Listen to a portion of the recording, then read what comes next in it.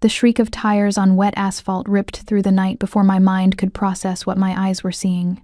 A black sedan spun like a dying animal across the bridge ahead, smashed through the guardrail, and plunged nose first into the river below. For 3 heartbeats, I just sat there on my idling delivery bike, frozen, my breath trapped somewhere between my lungs and my throat. The taillights glowed red beneath the surface, sinking fast, and then something inside me snapped into motion. I kicked the bike stand down, my hands already fumbling with my helmet strap. The November wind cut through my thin courier jacket as I ran toward the broken railing. The river churned below, dark and furious. My pulse hammered in my ears as I kicked off my boots and shrugged out of my jacket. This was stupid. I should call someone. The car was disappearing. I jumped. The cold punched the air from my chest. My limbs locked up for a terrifying second before survival instinct kicked in and I started kicking, pulling myself deeper.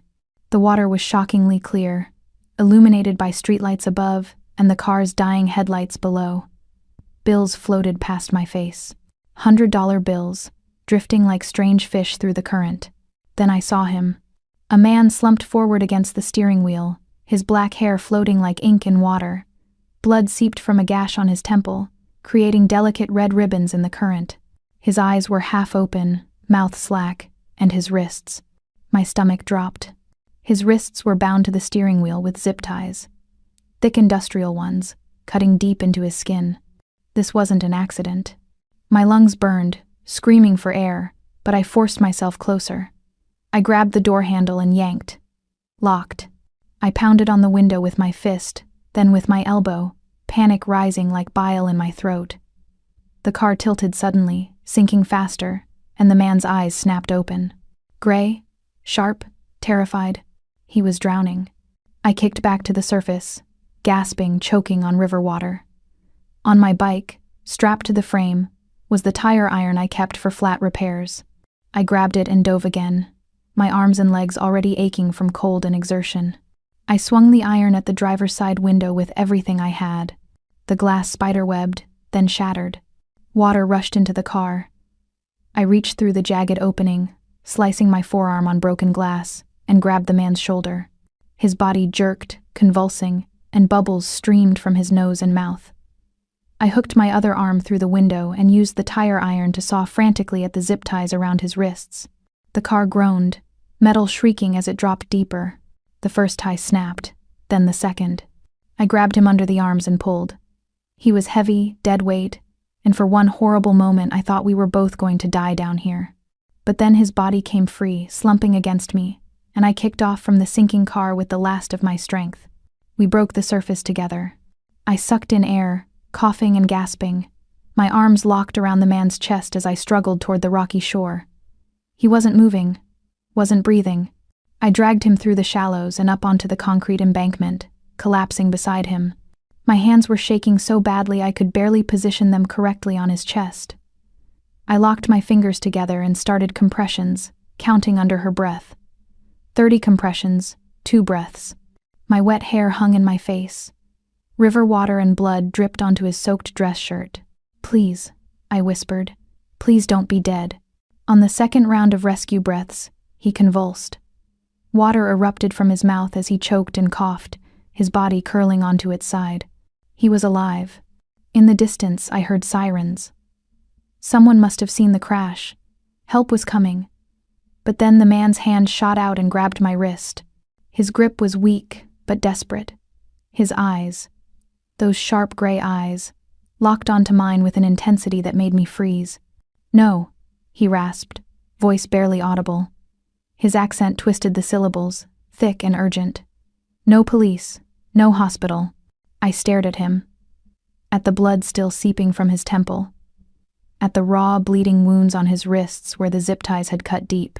And then my eyes dropped to his open jacket, to the leather shoulder holster strapped across his ribs, to the gun secured inside it. My breath caught. The sirens were getting closer, red and blue lights already strobing against the low clouds. The man tried to sit up, grimaced, and fell back with a stifled groan. His hand tightened on my wrist, and this time I saw it clearly. The fear in his eyes wasn't fear of dying. It was fear of being found. My heart was a drum in my chest. I didn't know this man. Didn't know why someone had tied him to a steering wheel and sent him into a river to drown. Didn't know why he carried a gun or why the thought of police made him look more terrified than drowning did. But I knew what happened to witnesses in situations like this. People who saw too much didn't live long. "All right," I heard myself whisper. "No hospital." The man's eyes closed in relief, his grip on my wrist loosening. His head lolled to the side, unconscious again. Headlights swept across the bridge above. Voices shouted. Flashlight beams danced across the water. I had maybe 30 seconds before first responders swarmed the area. I grabbed the man under his arms and started dragging him toward the footpath that led up to where I'd left my bike. Every muscle in my body screamed. He was tall, easily over 6 feet, and muscular beneath the soaked designer suit. I slipped twice on wet rocks, nearly dropping him, but somehow made it to the top of the embankment. My car, my beat-up sedan that I used for big delivery orders, was parked nearby, at the usual turnout where I always finished my route before calling it a night. Somehow I got him to my car and wrestled him into the passenger seat. He slumped against the window, leaving a smear of blood on the glass. My hands shook as I buckled him in. A flashlight beam swept across the bridge behind us. I slammed the passenger door, ran around to the driver's side, and started the engine. I pulled away from the curb with my headlights off, merging into the sparse late-night traffic just as emergency vehicles screamed past in the opposite direction. I was shaking so hard I could barely hold the steering wheel. In the passenger seat, the man I'd pulled from the river breathed in shallow, rattling gasps. Blood dripped onto my upholstery. River water pooled beneath him. And I realized with cold, creeping certainty that I'd just made either the biggest mistake of my life or saved it. I couldn't tell which yet. Welcome back, my beautiful souls and kindred spirits. Before we start, go ahead and subscribe, like, and share where you're watching from. It always warms my heart to see our little storytelling family stretch across the world. Every click, every comment, every bit of love you give helps us keep uncovering these unforgettable stories together. So find your quiet place, settle in, and let me take you somewhere you've never been before. 20 minutes later, I pulled into the gravel driveway of the tiny bungalow I rented on the outskirts of the city. My hands were still shaking. The man. I'd seen the name on his expensive watch face when I'd checked his pulse. I hadn't moved since I'd buckled him in.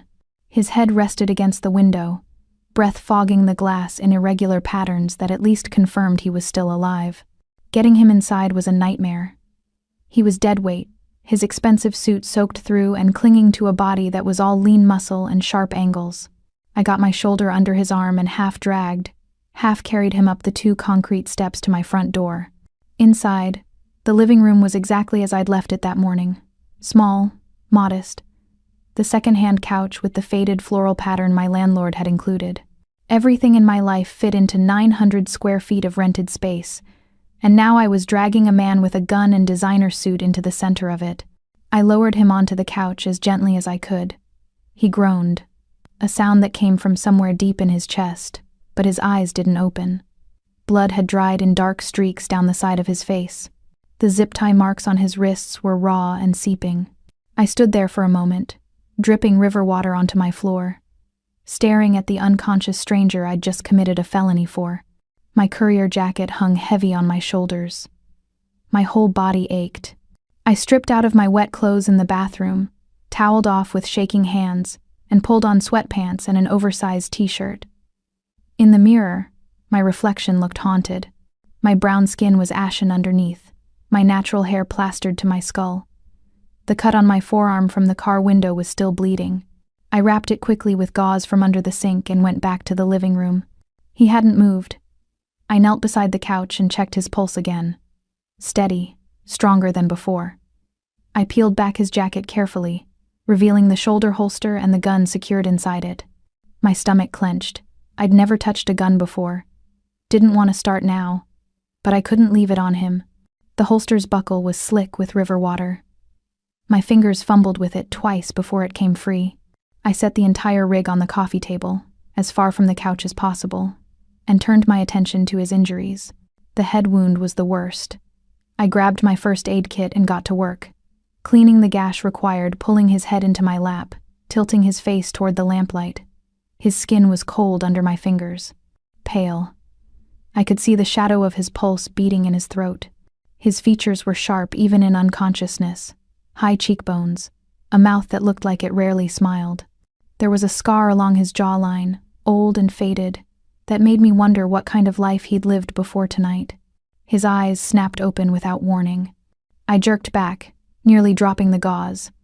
Those gray eyes locked onto mine with an intensity that stole my breath. For a moment, neither of us moved. Then his hand shot up and caught my wrist, the same desperate grip from the riverbank. "Where?" His voice was rough, barely above a whisper. "My house," I said quickly. "You're safe. I didn't call anyone. You asked me not to." His gaze swept the room, cataloging everything. When his eyes came back to me, something in them had shifted. Calculation replacing panic. "You should have left me." His accent wrapped around the words, making them sound almost lyrical despite their weight. "You would have died. Better than this." I pulled my wrist free, anger flaring hot in my chest. "I just dragged you out of a river, saved your life, broke about 6 laws getting you here. The least you could do is not act like I made a mistake." His expression didn't change, but something flickered behind those eyes. Pain, maybe. Or recognition. "You don't understand what you've done. Then explain it to me." Before he could answer, headlights swept across the front windows. Bright, too bright. My heart stopped. I moved to the window and looked out through the gap in the curtains. 2 black SUVs sat in my driveway, engines running. As I watched, 4 men got out. They moved with the kind of precision that made me think of soldiers, and they were heading straight for my door. Oh God. I turned back to him. "Who are they?" His face had gone even paler. "Mine." "Your what?" "My men." He tried to sit up, grimaced and fell back. "You need to run. Now." But it was already too late. A knock sounded at the door. Not loud, almost polite. Except there was something about it that made every instinct I had scream danger. I crossed to the door on legs that felt like water. "Who is it?" "Miss Franklin." The voice was smooth, cultured. "We're here about the incident on the bridge. We know you have someone inside who needs medical attention." My blood ran cold. They knew my name. They knew I'd been at the bridge. They knew everything. "I don't know what you're talking about," I called through the door. "Please open the door, Miss Franklin. We're not the police." That's what scared me. I looked back at him. He was watching me, his expression unreadable, and he gave a single, small nod. Permission or warning, I couldn't tell which. I opened the door. The man on my doorstep was younger than I'd expected. Maybe 30, with sharp features and eyes that smiled even when his mouth didn't. Behind him, 3 other men stood in formation, their jackets unbuttoned in a way that suggested easy access to whatever they carried underneath. "Miss Franklin," the young man said, bowing slightly. "My name is Jay. I'm Mr. Nam's associate. I apologize for the intrusion at this late hour." "Mr. Nam?" "The man you pulled from the river." Jay's smile widened, but it didn't reach his eyes. "We've been looking for him all evening. Imagine our relief when we tracked him here." Tracked. The word sent ice down my spine. Jay crossed to the couch where he lay, his expression shifting to something that might have been concern. He said something in Korean, rapid and low. The man responded in the same language, his voice weak but firm. Whatever he said made Jay's eyes snap to me.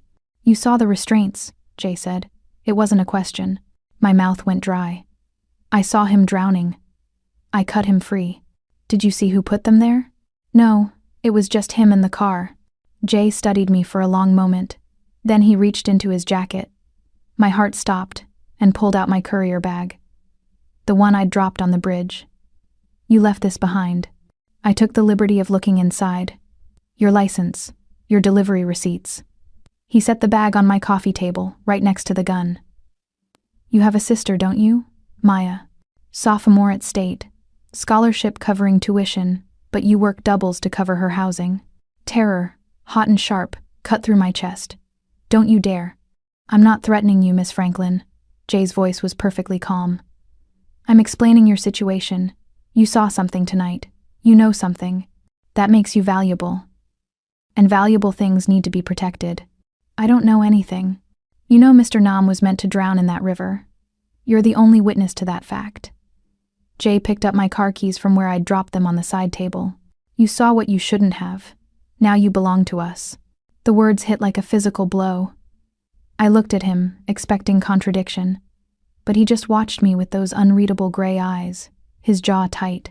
I saved his life, I said, hating how my voice shook. That's all I did. And we're grateful, Jay gestured to one of his men. But gratitude doesn't change reality. You're coming with us, mister. Nam needs proper medical care, and you need protection. There are people who would very much like to know what you saw tonight. And if I don't want to? Jay's smile never wavered. Then your sister Maya has a very unfortunate accident on her walk back from the library. She studies late on Tuesdays, doesn't she? Gets back to her dorm around 11? My vision went white at the edges. Every fiber of my being wanted to launch herself at this man. But I'd grown up in neighborhoods where you learned fast that violence only worked when you had power. And right now, I had none. Fine, I whispered. I'll come. The SUV's interior was all leather and tinted windows. I sat in the back, wedged between Jay and another man whose name I didn't know. He was in the front passenger seat, his head back, eyes closed. They drove in silence through the city, heading into the hills where the houses got bigger and the streetlights got farther apart. The house at the end was massive, all clean lines and enormous windows that glowed with warm light. Inside was worse. Marble floors, modern furniture that looked like it belonged in a museum. My sneakers squeaked on the polished floor as Jay led me down a hallway to a bedroom that was bigger than my entire bungalow. You'll stay here tonight, Jay said. Someone will bring you dinner. Don't try to leave. The door closed behind him with a soft click. I heard the lock turn. I was a prisoner. The bedroom was beautiful in the way expensive things always were. Floor-to-ceiling windows looked out over the city. The bed was enormous, covered in white linens. There was an ensuite bathroom with marble countertops and a shower big enough for 4 people. I pulled out my phone. No service. They'd jammed it somehow. Dinner arrived an hour later, brought by a woman who didn't meet my eyes and didn't speak. I couldn't eat any of it. I didn't sleep. I lay on top of the covers, fully dressed, watching the city lights and thinking about zip ties and gray eyes. Morning came slowly.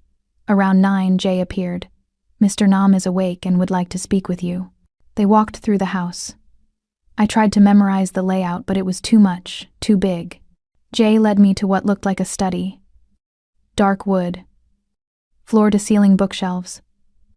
And sitting behind the desk, looking like he hadn't nearly drowned less than 12 hours ago, was him. He'd showered, changed into fresh clothes, black pants and a crisp white shirt. The gash on his temple had been properly stitched and bandaged, but it was his eyes that caught me. They were sharper now, fully alert, and they tracked my movement with predatory focus. Miss Franklin, he said, his accent less pronounced than last night but still present. Please, sit. There was a chair across from his desk. I sat. I owe you an apology, he continued. What Jay said last night was crude, but not inaccurate. You are in danger because of what you witnessed. I witnessed you drowning. You witnessed an execution. He said it calmly, like discussing the weather. Someone in my organization decided I was more valuable dead than alive. They bound me to that car and sent me into the river to drown quietly. No gunshots, no evidence, just an accident. My hands tightened in my lap. Who? That's what I need to find out. He stood, moving around the desk. The restraints you saw are evidence of conspiracy, which means whoever ordered my death will want to eliminate anyone who can confirm they were there. Me. You. He leaned against the desk. I can offer you protection, money for your cooperation, and assurance that your sister will remain untouched. You mean I'm still a prisoner? Something flickered in his expression. You're an asset. There's a difference. Not from where I'm sitting. Before he could respond, the sound of gunfire shattered the morning. It was distant at first, outside the house, then closer. Glass exploded somewhere on the first floor. Men shouted in Korean. More gunfire, impossibly loud. He moved faster than I would have thought possible. He grabbed my arm and hauled me toward a door in the far corner. It opened onto a narrow service corridor. Go, he said, pushing me forward. Down the hall, service exit at the end. What about you? I'll be right behind you. I ran.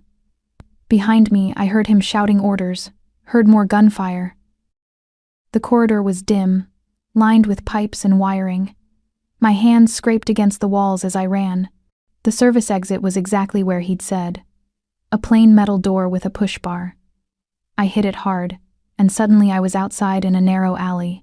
Smoke drifted from somewhere out of sight. Footsteps pounded behind me.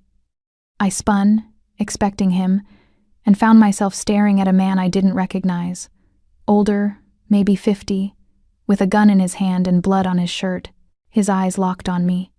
You. I backed up. My spine hit the wall. The courier girl! The man's voice was thick with rage. He raised the gun. You ruined everything.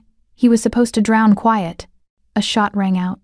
The man stumbled, his gun dropping, and fell to his knees. Behind him, he stood in the doorway, his own weapon raised, his face utterly cold.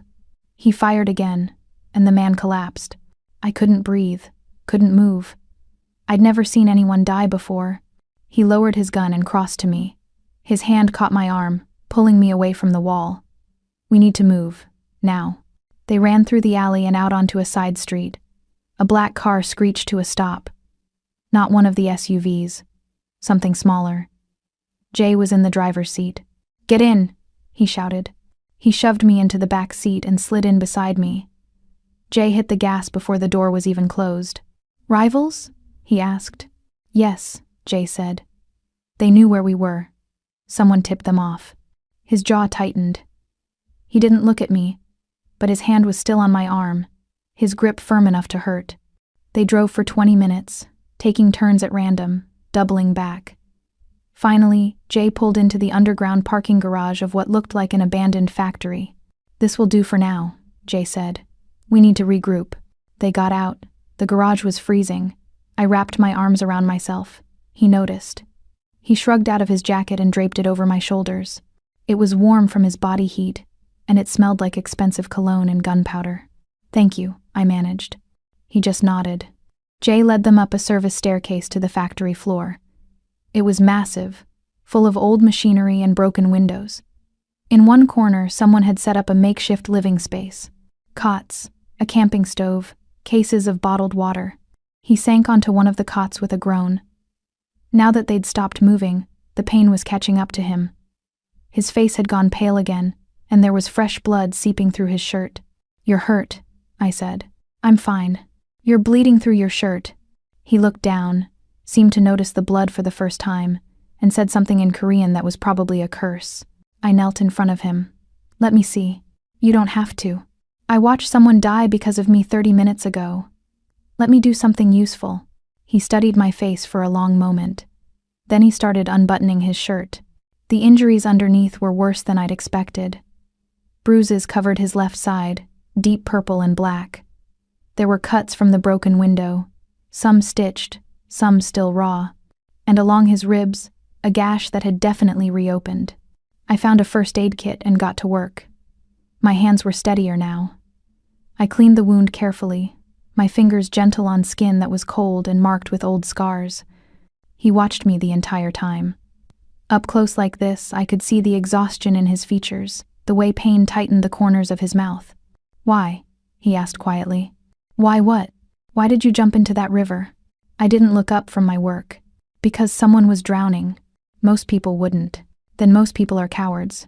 His hand caught mine, stilling my movements. When I finally looked up, his eyes were unreadable. You saved me from the water. Now you save me from my own house. Why? I don't know, I said, and it was the truth. Maybe because once you save someone's life, you're responsible for it. His thumb brushed against my wrist, a touch so light I almost didn't feel it. But his eyes stayed locked on mine, and something in them made my breath catch. You should run, he said softly, while you still can. I think I'm already in too deep. His hand tightened on my wrist. For a moment, neither of us moved. Then Jay cleared his throat from across the room and the spell broke. I finished bandaging his ribs in silence. That night, lying on a cot in the darkness, I stared at the ceiling and wondered how my simple life had shattered so completely in the space of 12 hours. Can't sleep again? His voice came from the darkness. I turned my head and found his silhouette against the broken windows. Just thinking. About? How much has changed? How I used to worry about making rent and now I'm worried about being killed. You can still walk away. No, I said softly. I really can't. Not anymore. He crossed to my cot and sat on the floor beside it, his back against the wall. Close enough that I could see his face in the ambient light but not touching. You did well today, he said. Better than most of my trained people would have. That's because your trained people think like criminals. I just think like someone who wants answers. Is that all you want? The question hung between them, loaded with meaning I wasn't sure I understood. I don't know what I want anymore, I admitted. Change isn't always bad, even when it comes from violence. Especially then. His voice was quiet. Violence strips away everything false. It shows you who you really are when there's no room left for pretense. I looked at him, at the sharp angles of his face, the shadows pooling in his eyes. Who are you? I asked. Really? A man who wanted peace and got war instead. A man who was supposed to drown in a river but keeps breathing because a courier decided he was worth saving. He met my eyes. I'm whatever you need me to be. And what do you need me to be? Alive, he said simply. I need you alive. The words settled between us, weighted with meaning neither of us was ready to examine. My heart beat too fast. I should let you sleep, he said, starting to rise. Stay. The word came out before I could stop it. Just for a little while. He settled back against the wall. They sat in silence, and I felt the tension in my shoulders slowly ease. I didn't know when I fell asleep. But when I did, I dreamed of silver eyes and river water, and the moment I'd decided to jump. They stayed in the abandoned factory for 3 days. Jay came and went, bringing food and updates and fresh clothes. My phone remained useless, jammed or blocked. Every morning I woke up on that uncomfortable cot, stared at the rust-stained ceiling, and wondered if Maya was okay. He recovered slowly. The color returned to his face, and the way he moved became less careful. But there was a tension in him now that hadn't been there before.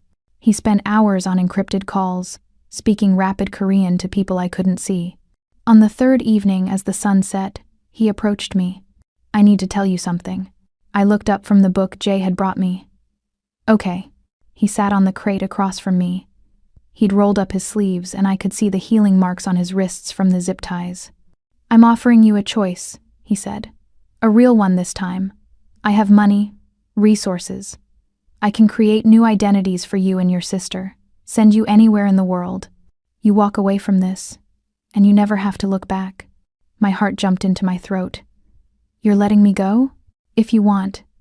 His eyes were steady on mine. You saved my life. You don't owe me anything else. It was everything I wanted. Freedom, safety. But what happens to you? I asked. I find the traitor. I eliminate the threat. I survive or I don't. That's not an answer. It's the only answer I have. I set the book aside. Why did someone try to kill you? He was quiet for a long moment. Then, I wanted to make peace. There's been a gang war brewing for months. It's been costing lives, civilian lives, not just soldiers. So I proposed a treaty. A division of territory that would satisfy everyone and stop the bloodshed. That sounds reasonable. It sounds weak. His voice was flat. In my world, compromise is weakness. Someone in my organization saw my proposal as betrayal. But you were trying to save lives. I was trying to save my soul. He looked at me then, and the pain in his eyes was raw. I've done terrible things, hurt people, ordered deaths. I wanted this one thing to be different. I understood then. This wasn't just about survival. It was about redemption. I'm not taking your offer, I heard myself say. His eyes sharpened. What? I'm not running. I'm staying. I took a breath. That man at the safe house. He said I ruined everything. Which means my saving you didn't just witness the conspiracy, it destroyed it. Someone spent time and money and planning to execute you perfectly, and I came along and wrecked the whole thing. That's why you're in danger. That's why I'm already involved. I leaned forward. You need to find the traitor, but you can't do it the way you normally would. Because if the traitor is smart, they're already covering their tracks. I know, but I can help. The idea was forming as I spoke. You said there are 6 suspects. They're not going to talk to you honestly. But me? I gestured to myself. I'm nobody, a courier. I know this city. I've been delivering packages to half these neighborhoods for 3 years. I know the shortcuts, the back alleys, the people everyone else ignores. You want to investigate my lieutenants. I want to help you find the truth.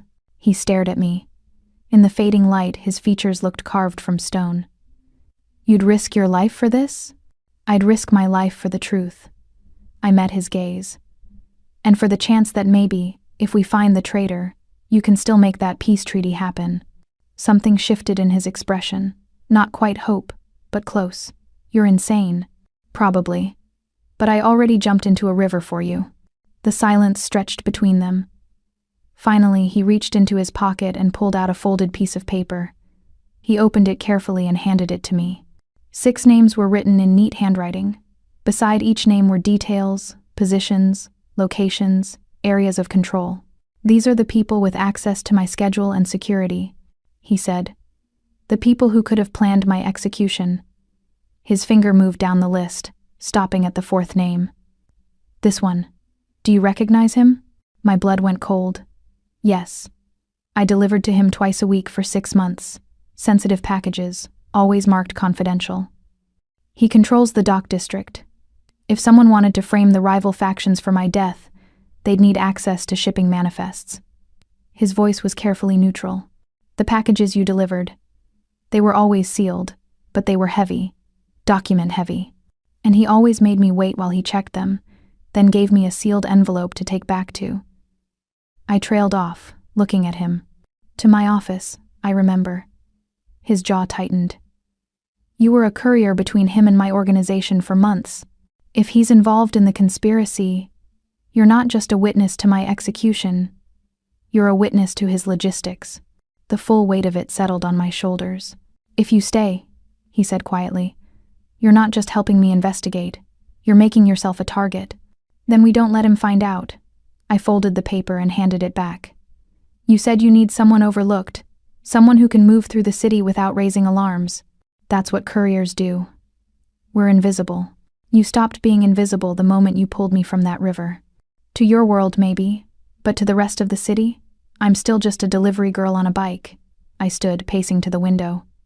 I know how to disappear in plain sight, how to be somewhere without being seen. That's the skill you need right now. He was quiet for so long I thought he might refuse. Then, Jay won't like this. Jay doesn't have to like it.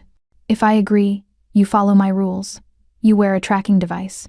You report in every hour. And if I tell you to run, you run. No questions. Deal. He stood and crossed to where I waited by the window. Up close, I could see the exhaustion still lingering in his features. You're either the bravest person I've ever met, he said, or the most foolish. Can't I be both? His mouth quirked. Not quite a smile, but close. I suppose you can.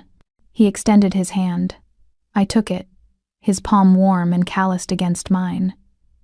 The handshake felt like a contract, sealed in blood and river water and the strange, fragile trust growing between us. We start tomorrow, he said. I'll have Jay create a cover identity for you. New phone, new credentials. You'll go back to courier work, but this time you'll be watching, listening, gathering information. And the other 5 names on the list? We investigate them all, one by one, until we find the traitor. His hand tightened on mine for just a moment before releasing. And when we do, I'll make sure they understand the price of betrayal. The bike felt familiar beneath me. I had forgotten how much I'd missed this. The freedom of movement, the wind against my face. Jay had procured me a bike identical to my old one, complete with the same delivery company logos.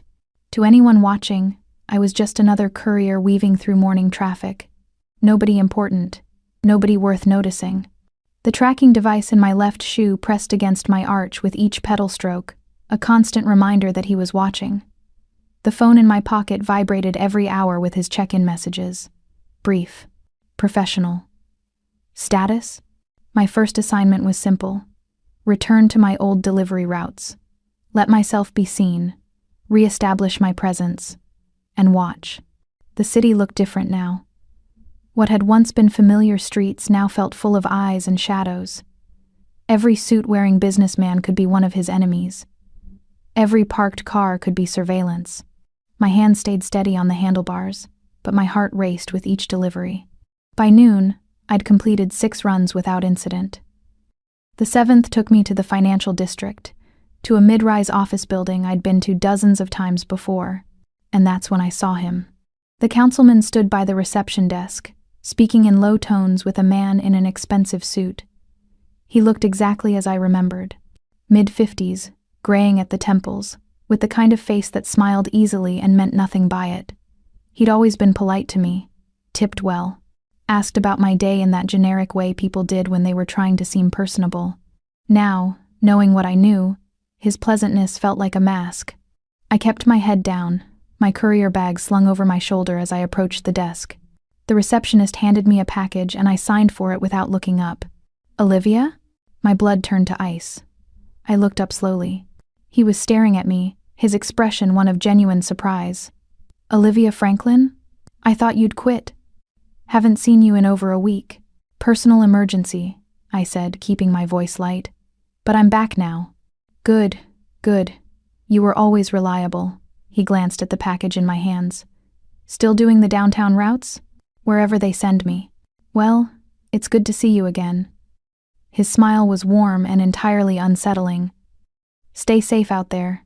You too, Councilman. I turned and walked to the elevator, every muscle in my body screaming at me to run. The doors closed. I descended alone, my reflection in the polished metal showing a woman who looked calm and composed and nothing like the terrified girl whose heart was trying to beat out of her chest. He'd seen me, spoken to me, confirmed I was alive. The moment I hit the street, I pulled out my phone and texted him. Compromised. He saw me.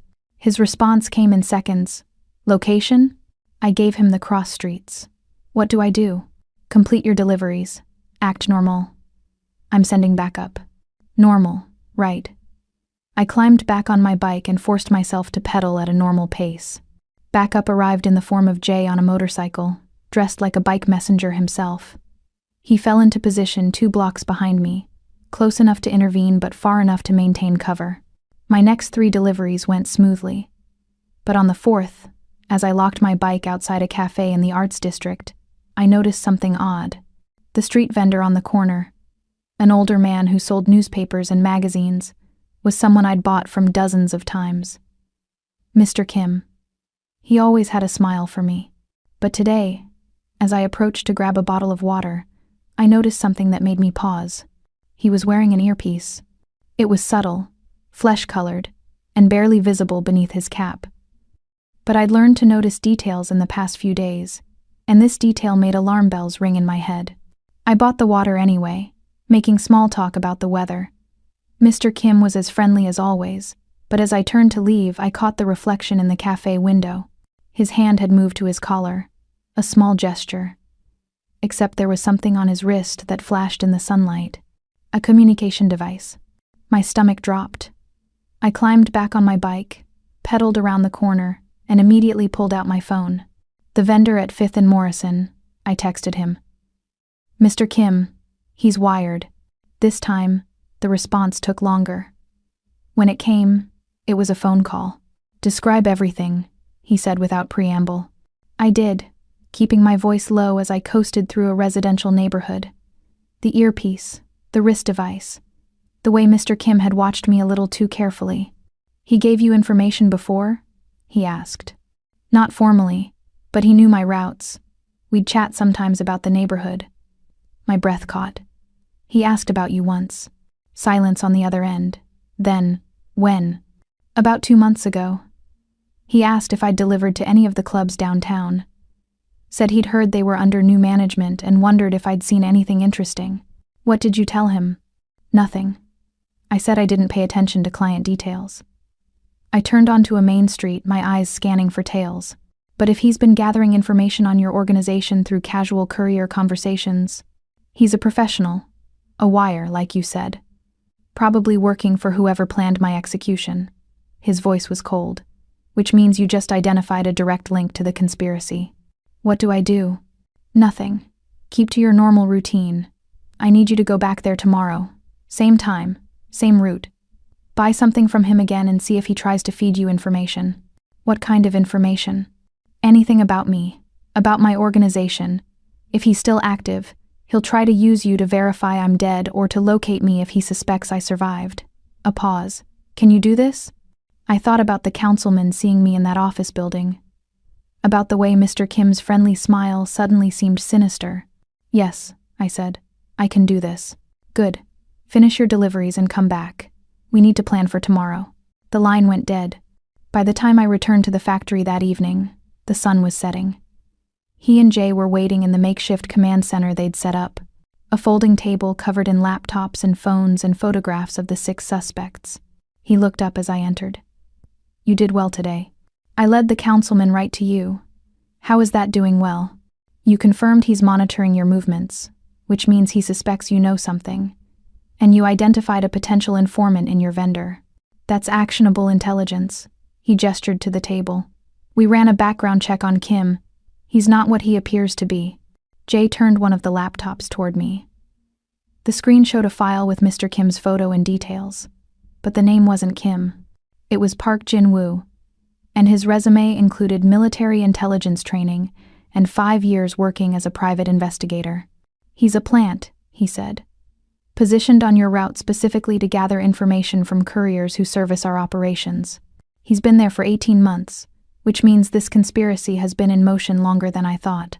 I sank into one of the folding chairs. How many others are there? How many people in my normal life are actually watching? We don't know yet, but tomorrow you're going to help us find out. He pulled up another file. When you buy from Kim, I want you to mention something specific. Say you heard there was an accident on the bridge last week. Act curious about it. See how he responds. You want me to bait him. I want you to give him an opportunity to reveal his agenda. And if he decides I'm a threat, then we'll know the councilman is preparing to move against you, and we'll act first. His eyes met mine. This is dangerous. More dangerous than jumping in that river. Once you do this, there's no going back. I'm already being watched. The councilman saw me today. This is different. This is you actively participating in the investigation. He leaned forward. You're stepping out of the role of innocent bystander into something much more complicated and dangerous. I thought about it. About the fear that had lived in my chest since the moment I'd pulled him from the water. About Maya. About my simple life that was already destroyed. I'm in, I said. Tell me exactly what to do. They spent the next 2 hours rehearsing. He played Kim, asking questions in different ways, teaching me how to deflect without seeming evasive. Jay provided tactical briefing, where he'd be positioned, what signals to use if I needed extraction. That night, sleep came easier. Maybe because exhaustion finally won. Maybe because having a purpose was better than feeling helpless. Morning came cold and clear. I dressed in my usual courier clothes, strapped the tracking device into my shoe, pocketed the encrypted phone. He watched me prepare with an expression I couldn't read. When I was ready, he crossed to where I stood by the door. Remember, he said quietly, you're not a spy. You're just a courier who saw something on a bridge and can't stop thinking about it. Curiosity, not suspicion. I remember. And if anything feels wrong, I signal Jay and get out. His hand moved as if to touch my arm, then stopped. The gesture was so unlike him, so uncertain, that it made my breath catch. Why did you really stay? He asked. The truth. I met his eyes. In the morning light, they looked less gray and more silver. Because I'm tired of being invisible, I said. My whole life, I've been the person nobody notices. And when I pulled you out of that river, I stopped being invisible. And I realized I don't want to go back to that. I'd rather be seen and terrified than invisible and safe. He studied my face for a long moment. Then, so quietly I almost didn't hear it. You were never invisible to me. Before I could respond, he stepped back. The moment broke. I headed for the door. But I felt his eyes on me the entire way out, and the weight of his gaze felt like both a promise and a threat. The bike ride to 5th and Morrison took 20 minutes. Jay was already in position, though I couldn't spot him. Mr. Kim, Park Jin-woo, was at his usual corner, arranging newspapers. He looked up as I approached, and his smile was exactly as friendly as always. Olivia, good morning. Morning, Mr. Kim. I grabbed a bottle of water and fished cash from my pocket. Busy week? Always busy. He took my money, made change. You look tired. Working too many hours? Catching up. I had to take some time off last week. His expression shifted to concern. So natural. So practiced. Nothing serious, I hope? No, just... I hesitated, like I was debating whether to say more. Did you hear about that accident on the bridge? The car that went into the river?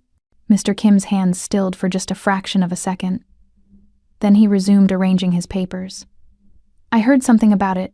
Terrible thing. Did they find the driver? I don't know. I was nearby when it happened. Saw the whole thing. I opened my water, took a sip, kept my voice casual. It was strange. The car just spun out, like someone lost control. But the roads were dry. Maybe mechanical failure. Maybe. I paused.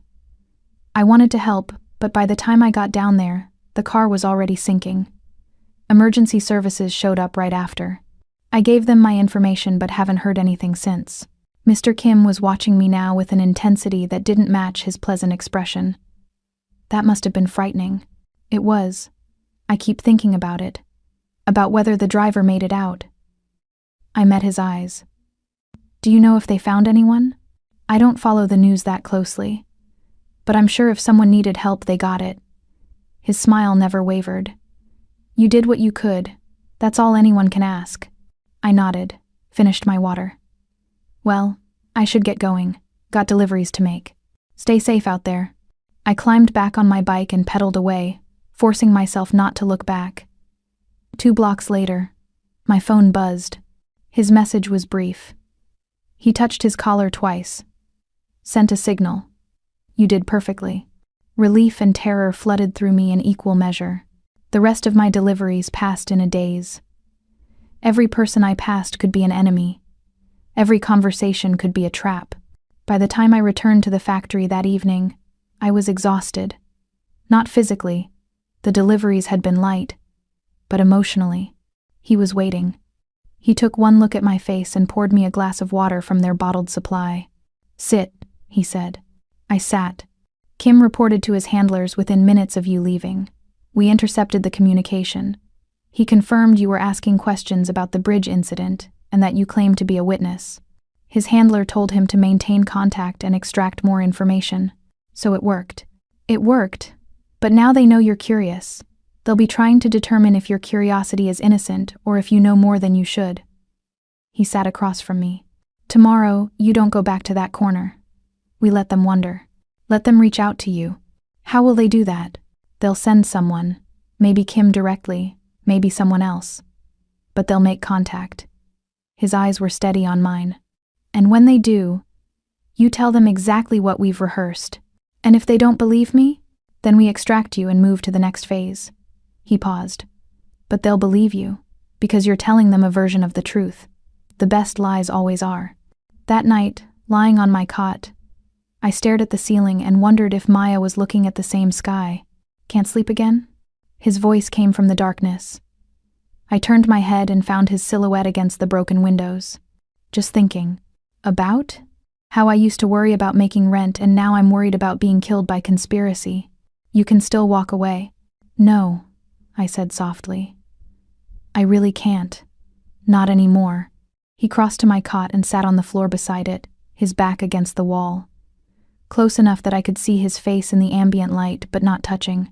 You did well today, he said. That's because I just want answers. Is that all you want? The question hung between us, loaded with meaning I wasn't sure I understood.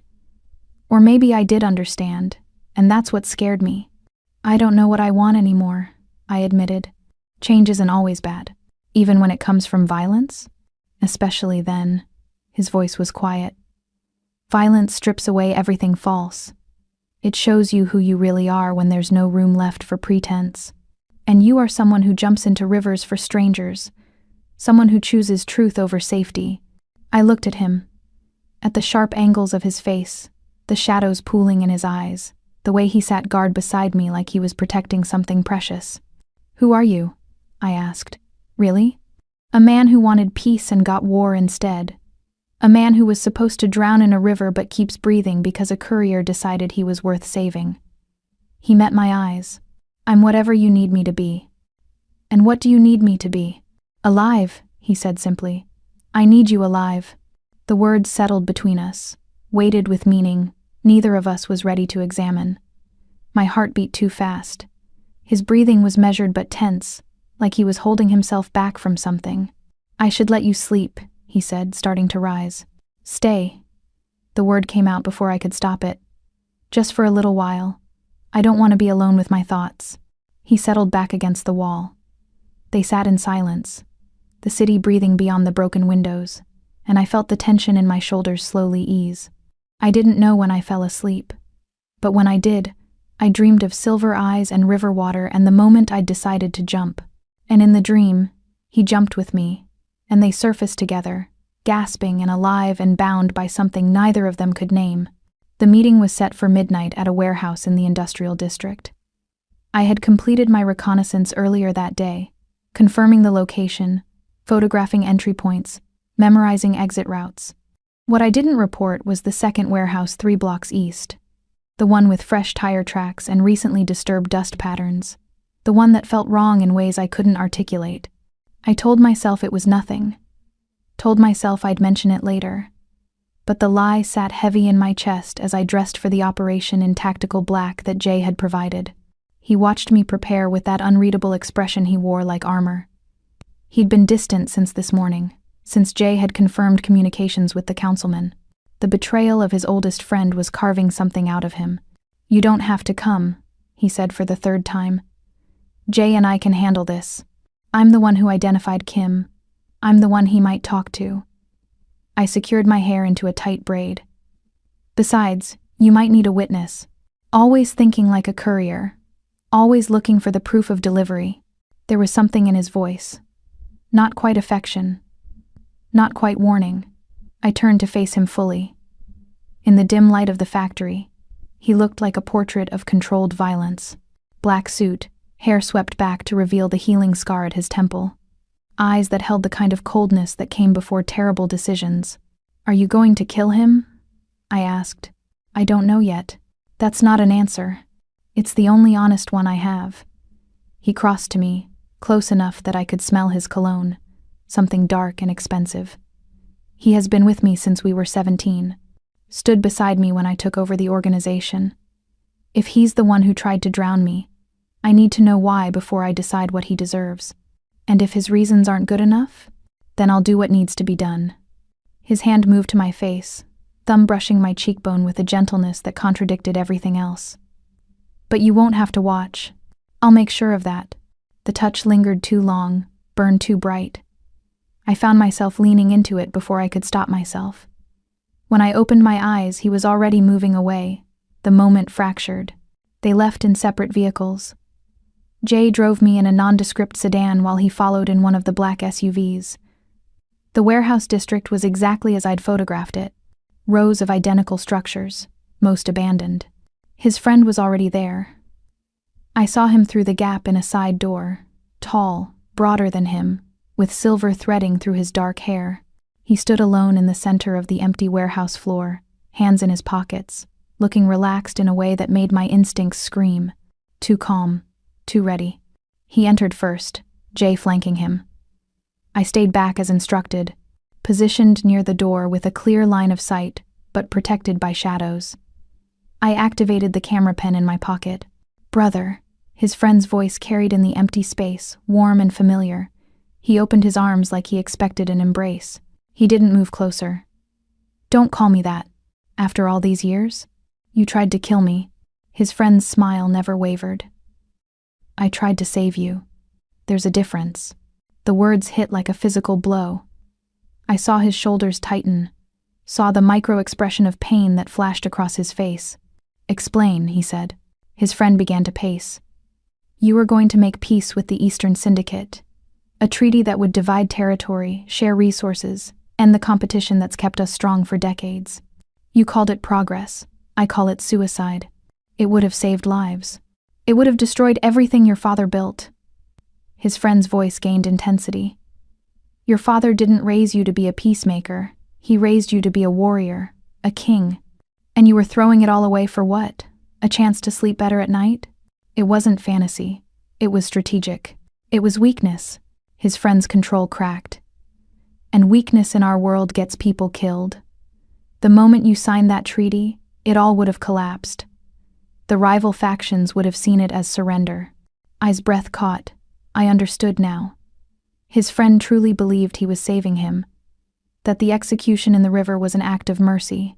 He took a step forward. So you bound me to a steering wheel and sent me to drown. You made it look like an accident to protect the organization from my own stupidity. Is that the story you're telling yourself? I made it painless, quick. Better than what would have come if you'd lived to sign that treaty. His friend's eyes were bright with conviction. I've spent 15 years protecting you from yourself, brother. This was just the final act. Who helped you? His voice was deadly quiet. The councilman. He understood what was at stake. He provided the logistics, the cover story. The Eastern Syndicate was supposed to take the blame. It would have united our organization. Your death would have meant something. Jay moved then, a subtle shift that put him between them. But it was too late. His friend wasn't alone. The explosion of movement came from everywhere at once. Men emerged from the shadows. 6, 8, 10 of them, surrounding the warehouse floor in a practiced formation. My heart slammed against my ribs. This wasn't a confession, it was a trap. His friend's smile returned. I knew you'd survive somehow, but I also knew you'd come for answers, and I knew you'd bring her. His eyes found me in the shadows. I froze. The courier girl who ruined everything. His friend's voice carried across the space. The witness who saw what she shouldn't have. The woman who made you soft enough to trust, weak enough to love. He moved to block his friend's line of sight to me, but it was a futile gesture. Here's what happens next, his friend said, pulling a gun from his jacket. You give me the operational codes to the syndicate's accounts and territory controls. Every access point, every safe house, every alliance contract. And in exchange, I let her walk out of here alive. You're taking over, he said flatly. Someone has to. You've proven you can't be trusted with our legacy. His friend's gun remained steady, pointed at his chest. I'll finish what you couldn't. I'll crush the Eastern Syndicate. I'll make our organization untouchable the way it was meant to be. The rain hammered against the warehouse roof. My mind was spinning through possibilities. The panic button on my finger was useless. Jay had people outside, but they were outnumbered. His voice cut through my spiraling thoughts. If I give you the codes, you'll kill us both anyway. True. His friend's honesty was almost refreshing. But at least she'll die quickly. The same mercy I tried to give you. His expression softened. I don't want to hurt her, brother. She's innocent in all this. But her existence is proof of your weakness. So she has to die. The only question is whether you make it hard or easy.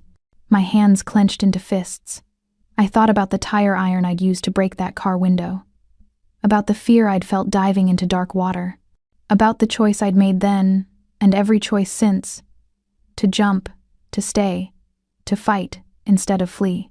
I wasn't going to die here. But before I could move, something crashed through the warehouse's north wall. Not an explosion. Something heavier. A vehicle. The headlights swept across the space, blinding his friend's men, and then the shooting started. Not from his people. From somewhere else entirely. Rival faction. Eastern Syndicate. The very people his friend had tried to frame were here, and they were here for blood. The warehouse erupted into chaos. I dropped to the ground as bullets sparked off concrete and metal. I crawled toward the side door, staying low, staying moving.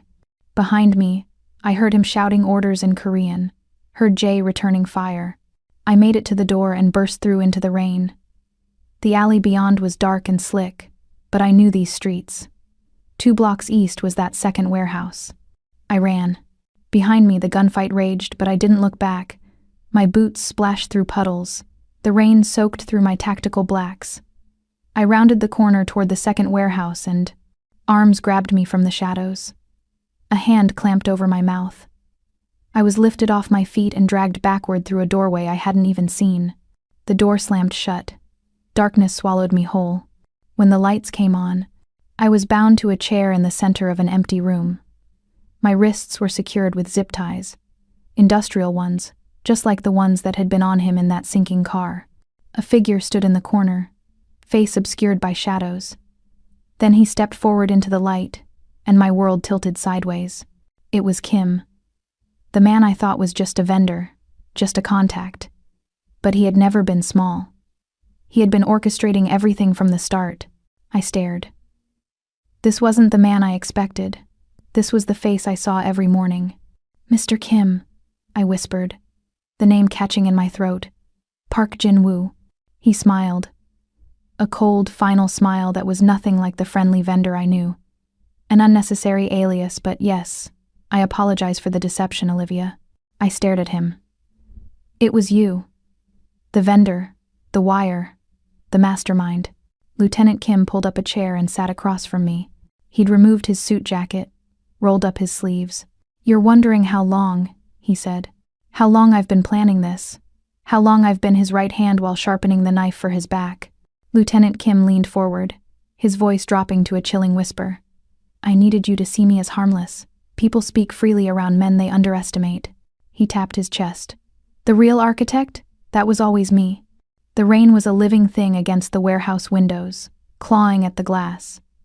I tested the zip ties binding my wrists, tight enough to cut circulation, industrial grade like the ones I'd sawed through in that sinking car. The irony burned. Kim pulled up a chair and sat across from me with the ease of someone settling in for a long conversation. He'd removed his suit jacket, rolled up his sleeves. "You're wondering how long," he said. "How long I've been planning this. How long I've been his right hand while sharpening the knife for his back." I said nothing. Silence was sometimes the best response. Kim smiled like he knew exactly what I was doing. 5 years. That's how long I've been building the coalition that will replace him. His friend was useful. His loyalty made him easy to manipulate. The councilman provided the logistics. But the real architect? He tapped his chest. That was always me. Why? Because he is a romantic. A dreamer who thinks organized crime can be civilized, that violence can be controlled, that power can be wielded with mercy. Kim stood, began pacing. His father understood what he refuses to accept. That this world runs on fear, not respect. His peace treaty wasn't strategy, it was surrender. "So you decided to drown him." "I decided to remove an obstacle. His friend was supposed to handle it quietly. But then you happened." Kim stopped pacing, positioned himself directly in front of me. "When you saw that car go into the water, when you kicked off your boots and jumped, did you think you were saving a life? Or did you think you were becoming a hero?" The question landed like a slap. My jaw tightened. I didn't think, I just acted. "Exactly. You acted without understanding consequences. And now your impulsive heroism has made you the most valuable piece on the board. The witness, the evidence, the woman he would burn the world to protect. He won't give you what you want. He will. Because you're not just a witness anymore. You're his weakness, his vulnerability." Kim's fingers trailed along the back of my chair. "Do you know what the organization respects? Strength, ruthlessness, a leader who puts the collective above personal attachment.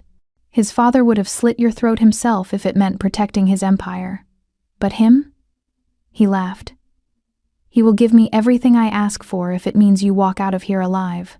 And then you'll kill us both anyway." "Of course. But the order matters.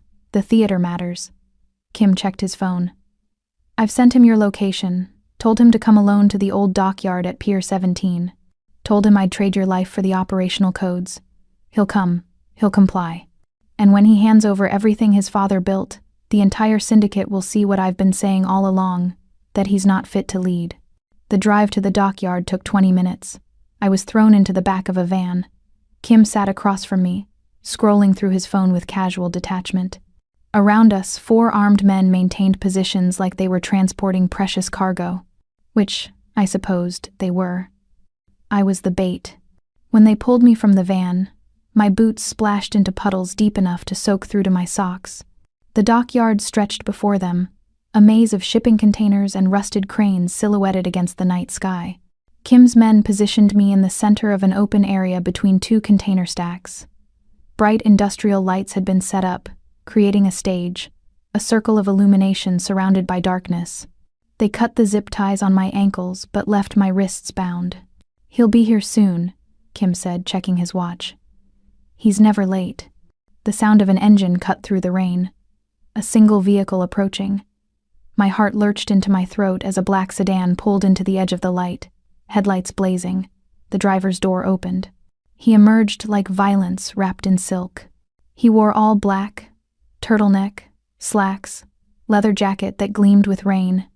No weapons visible, hands empty and open. But there was something in the way he moved that made him more dangerous unarmed than most men were with guns. He stopped at the edge of the lit circle. His gaze found me first. A quick assessment, checking for visible injuries, before moving to Kim. "Brother," Kim said warmly. "Thank you for coming." "Don't call me that." His voice was devoid of emotion. "You don't have the right." "Have I?" "I've secured your logistics for 5 years. I've neutralized external threats without your knowledge. All I'm asking for is the efficient, necessary path to leadership. You call it sentiment, I call it humanity. And that's why you're standing here, unarmed and alone, about to surrender everything for a woman you've known for a week." Kim gestured to me. "Look at her. She's terrified, bound, completely at my mercy. And you're going to give me everything because you can't bear the thought of her dying. That's not leadership, that's addiction." He took a step forward. Kim's men materialized from the shadows, rifles trained on him from 6 different angles. He stopped, hands still visible. "What do you want, Kim?" "I already told you. The codes. Full access to every asset. Your word means nothing. Then call it professional courtesy. I don't want to kill her. She's innocent. But her existence proves you're compromised.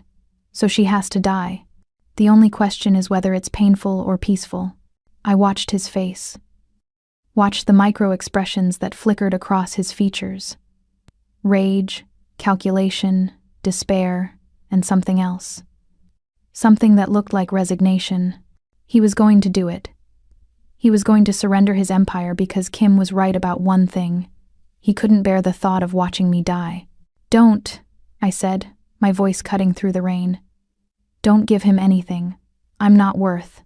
"Yes, you are." His eyes met mine, and the intensity in them stole my breath. "You're worth all of it." He reached into his jacket, every rifle tensed, but what he pulled out wasn't a weapon, it was a phone. He tapped the screen, pulled up files, began reading off codes in a voice that was steady and emotionless and completely broken underneath. Kim listened, typing everything into his own phone, a smile growing wider. This was it, the moment of complete victory. And that's when the dockyard exploded with gunfire. Not from Kim's men, not from him. From everywhere at once, rifles cracking from the container stacks, from vehicles that roared into the space with headlights blazing. The Eastern Syndicate had found them. Chaos erupted. Kim's men returned fire. I dropped to the wet pavement as bullets sparked off metal and concrete. I rolled toward the nearest container, using my bound hands to pull myself along. Someone grabbed my shoulder. I screamed, jerking away, and found myself looking up at him. His face was splattered with rain and something darker. His hands moved to the zip ties on my wrists, sawing at them with a knife. "Can you run?" he asked. "Yes." "Then run. East exit. Jay's waiting with a car. What about you?" His eyes met mine, and in them I saw everything he couldn't say. Regret. Determination. A goodbye. "I'll be right behind you." He was lying. They both knew it. The zip ties snapped. My hands were free. I grabbed his arm. "We go together or not at all." "Olivia." "Together. Or I stay right here and we both die. Your choice." For a moment he looked like he might argue. Then a bullet shattered the container inches from my head, and the decision was made. He grabbed my hand and pulled me into the maze of shipping containers. They ran through a war zone. Gunfire echoed off metal. He moved like he'd memorized the dockyard layout, pulling me through turns and gaps I never would have seen. His hand was iron tight on mine, refusing to let go. Behind them I heard Kim shouting orders. Heard vehicles giving chase. They emerged into an open area between container rows, and that's when I saw it. An industrial crane with an operator's cab accessible via metal ladder. "Up," I said, pulling him toward it. "We go up." "That's a dead end." No, it's high ground. Trust me. They climbed. The ladder was slick with rain, each rung a gamble. My arms screamed from exertion, but I kept moving. He followed, his body shielding mine from below. The operator's cab was small, filled with controls and levers and a panel of switches I recognized. I'd watched crane operators work. My hands moved over the controls with sudden certainty. "What are you doing?" he asked. "Creating a distraction." I activated the emergency alarm, a siren designed to warn workers. The sound was deafening, cutting through gunfire and rain. They blazed to life, sweeping across the dockyard in blinding arcs. Below them, the gunfight stuttered. Kim's men and the Eastern Syndicate both reacted to the sudden sensory assault, temporarily blinded by lights that turned rain into sheets of silver. In that moment of confusion, I saw Jay's car roaring toward their position from the east entrance, exactly where he'd said it would be. But I also saw something else. Kim, standing in the open, his gun raised toward the crane, toward them. His face was twisted with rage, with the fury of someone watching their perfect plan disintegrate. He fired. The bullet shattered the cab's window. He shoved me down, covering my body with his own as glass rained over them. I felt him flinch, heard his sharp intake of breath, knew he'd been hit. "No," I whispered, my hands finding wet warmth on his side. "No, I'm fine." His voice was tight with pain. "Grazed. We need to move." They climbed down the ladder together, me supporting as much of his weight as I could. Each rung felt like an eternity. Blood dripped from his side, painting the metal ladder in dark streaks that the rain immediately washed away. Jay's car screeched to a stop at the ladder's base. The back door flew open. I half-carried, half-dragged him into the seat, climbing in after him. Jay hit the gas before the door was even closed. Behind them, the gunfight continued. But it was distant now, muted by rain and distance and the roar of blood in my ears. I pressed my hands against his wound, trying to staunch the bleeding. His face was pale, his breathing shallow, but his eyes stayed open, fixed on me with an intensity that made my chest ache. "You should have run," he said. "I don't run. Not anymore." My hands were shaking, covered in his blood. "We need a hospital." "No hospital. Safe house. Jay knows where." The safe house was 40 minutes away. A penthouse apartment in a building that looked like any other luxury high-rise. Jay pulled into the underground garage and helped me get him to the elevator. By the time they reached the top floor, his eyes were starting to close. "Stay awake," I commanded, my voice sharp with fear. "Look at me. Stay awake." "Bossy," he murmured, but his eyes focused on my face. "I like it when you're bossy." The penthouse opened into a space of steel and glass and money. I barely noticed. Jay directed me to a bedroom, and together they got him onto the bed. A medical kit appeared, professional grade. Jay worked with practiced efficiency, cutting away his blood-soaked shirt, cleaning the wound. The bullet had carved a furrow across his ribs but hadn't penetrated deeply. Painful, messy. Not fatal if they could stop the bleeding and prevent infection. I assisted, handing Jay supplies, holding pressure where he directed. My hands steadied as I fell into the familiar rhythm of crisis management. 3 hours later, the wound was stitched and bandaged. He was unconscious but breathing steadily. Jay had left to coordinate security, leaving me alone in the bedroom with the man I'd now saved twice from death. I sat in a chair beside the bed and watched his chest rise and fall. My clothes were still damp with rain and blood. My hands shook with delayed adrenaline. I'd come so close to losing him tonight. The realization hit me like physical force. I couldn't bear that, couldn't survive watching him die. Somewhere between the river and the dockyard, I'd stopped being able to imagine a world where he didn't exist, and that terrified me more than any of Kim's bullets had. Morning came through floor-to-ceiling windows that transformed the city into a canvas of gold and shadow.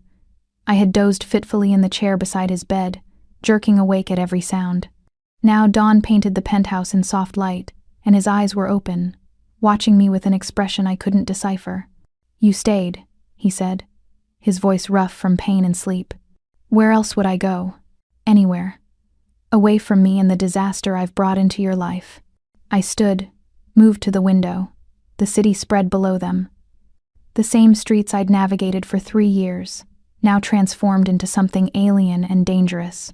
I could see the dockyard district from here, a smudge of industrial ugliness on the waterfront. Kim's still out there, I said. So is what's left of his friends' network and the Eastern Syndicate. You've got enemies on all sides now. I know. And I'm the witness who ties you to all of it. The proof that you're compromised. Kim was right about that. As long as I exist, as long as you care about me, you're vulnerable. She heard him shift in the bed, heard the sharp intake of breath that meant he'd moved too quickly. When I turned, he was sitting up despite the pain, his face set in lines of stubborn determination. Say what you need to say, Olivia. Jay told me you have resources, enough to create new identities for me and Maya. Send us anywhere. I wrapped my arms around myself. You should do that. Send us away. End my part in this before Kim or the councilman or whoever comes next decides to use me against you again. Is that what you want? Weeks, it would have been. Weeks ago, I'd wanted safety and simplicity. No, I heard myself say. It's not what I want. His eyes sharpened. Then what do you want? I turned from the window and crossed to the bed. My hands found his face, careful of the bruises, gentle on skin that had been through too much violence. He went very still under my touch. I want to finish what we started, I said. Find Kim. Find the councilman. Find everyone who thought drowning you in a river was acceptable. I want to help you rebuild your organization the way you wanted it, with peace treaties and strategic alliances. I want to prove that mercy isn't weakness. That's war, Olivia. That's years of danger and uncertainty. I know. My thumb traced the line of his jaw. But I'm tired of running. Tired of being invisible. You said violence strips away everything false, shows you who you really are. Well, this is who I am. Someone who chooses to fight instead of hide. Someone who stays. His hand came up to cover mine, pressing my palm against his face like he was trying to memorize the warmth. If you stay, I can't protect you from everything. Can't guarantee Maya's safety or yours. All I can offer is my word that I'll burn the world to ashes before I let anyone hurt you again. That's not romantic. That's terrifying. I know. But it's the only promise I can make and keep. I leaned closer, my forehead resting against his. They breathed the same air, shared the same space, existed in a moment that felt suspended outside of time. I could feel his pulse beating against my fingertips, steady and strong and alive because I'd pulled him from that river. Then I accept, I whispered. Your promises and your dangers and whatever war comes next. But I'm not just your witness anymore. I'm your partner. Equal stake, equal risk, equal say. Partners, he repeated, tasting the word. His hand moved to the back of my neck, fingers threading through my hair. I've never had a partner before. You can trust me. I've proven that, haven't I? You have. His eyes searched my face. But Olivia, once we do this, once you commit to this path, there's no going back to who you were. That person dies the moment you choose me over safety. She already died. In that river when I cut through your zip ties. I pulled away slightly, needing to see his full expression. So here's what I'm offering. I know this city. Every neighborhood, every shortcut, every person who moves goods and information through the shadows. You need someone who can navigate the spaces your organization can't reach. I'll be your intelligence coordinator, your eyes and ears. Understanding dawned in his eyes, followed by something that might have been respect. You want to weaponize your courier skills. I want to use what I'm good at to help you win this war without becoming the monster Kim accused you of being. Strategic intelligence over brute force. It's how you wanted to rebuild anyway, isn't it? He was quiet for a long moment, his hand still tangled in my hair, his eyes calculating possibilities. Then slowly, deliberately, he pulled me closer until their lips were a breath apart. You're either the bravest person I've ever met, he murmured against my mouth, or the most foolish. You've said that before. I still haven't decided which. Neither have I. The kiss was inevitable. Had been since the crane when he'd covered my body with his own, since the dockyard when I'd refused to run without him, since the first time I'd met his eyes and seen something in them that looked like salvation.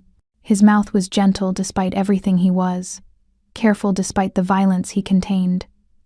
My hands fisted in the sheets beside him, anchoring myself against the vertigo of want and fear and need. This was crossing a line they couldn't uncross. His fingers traced down my spine, a question asked in touch instead of words. I answered by shifting closer, careful of his wound but unable to maintain distance any longer.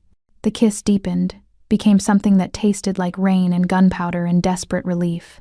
When they finally pulled apart, both breathing hard, his pupils were blown wide and his carefully controlled expression had cracked to reveal raw hunger underneath. "We shouldn't," he said, even as his hand tightened on my hip. "Probably not. You're injured. I'm injured. Half the city's criminal networks want us dead. I know. And you're still here. I'm still here." His laugh was low and rough. "What am I supposed to do with you, Olivia Franklin? Trust me. Use me. Let me help you fight this war the smart way." I pressed my palm over his heart, feeling it race. "And stop trying to protect me from choices I'm capable of making myself. That last one might be impossible." His hand moved as if to pull me closer, then stopped. The gesture was uncertain in a way that made my breath catch. "Why did you really stay?" he asked. "The truth." I met his eyes. In the morning light, they looked less gray and more silver. "Because I'm tired of being invisible," I said. "My whole life I've been the person nobody notices. And when I pulled you out of that river, I stopped being invisible. And I realized I don't want to go back to that. I'd rather be seen and terrified than invisible and safe." He studied my face for a long moment. Then, so quietly I almost didn't hear it, "You were never invisible to me." Before I could respond, he stepped back. The moment broke. Jay was calling from across the room, ready with updates. But the weight of his gaze stayed with me, feeling like both a promise and a declaration. Jay returned with updates that turned the brief peace into urgency. Kim had vanished after the dockyard firefight. The councilman was in the wind, either dead or hiding. The organization was in chaos. "We need to consolidate power," Jay said, spreading maps across the dining table. "Call in every alliance, every favor, force the fence, sitters to choose before Kim can offer them a better deal." He studied the charts. I noticed he'd dressed in a fresh black suit despite the bandages underneath, but his hand found mine under the table, fingers lacing together. "What about the peace treaty?" I asked. "The one with the Eastern Syndicate. Is it completely dead?" Both men looked at me. "They just tried to kill us at the dockyard," Jay said carefully. "They tried to kill Kim and his people. We were collateral." I pointed to the map. "Look at their positioning. They hit his friend's network first, then tracked Kim to the dockyard. They're not after your leadership. They're after the conspiracy that tried to frame them. That's different." His eyes sharpened. "You think they'd still negotiate? I think they're in the same position you are. Bleeding resources in a war neither side can win cleanly.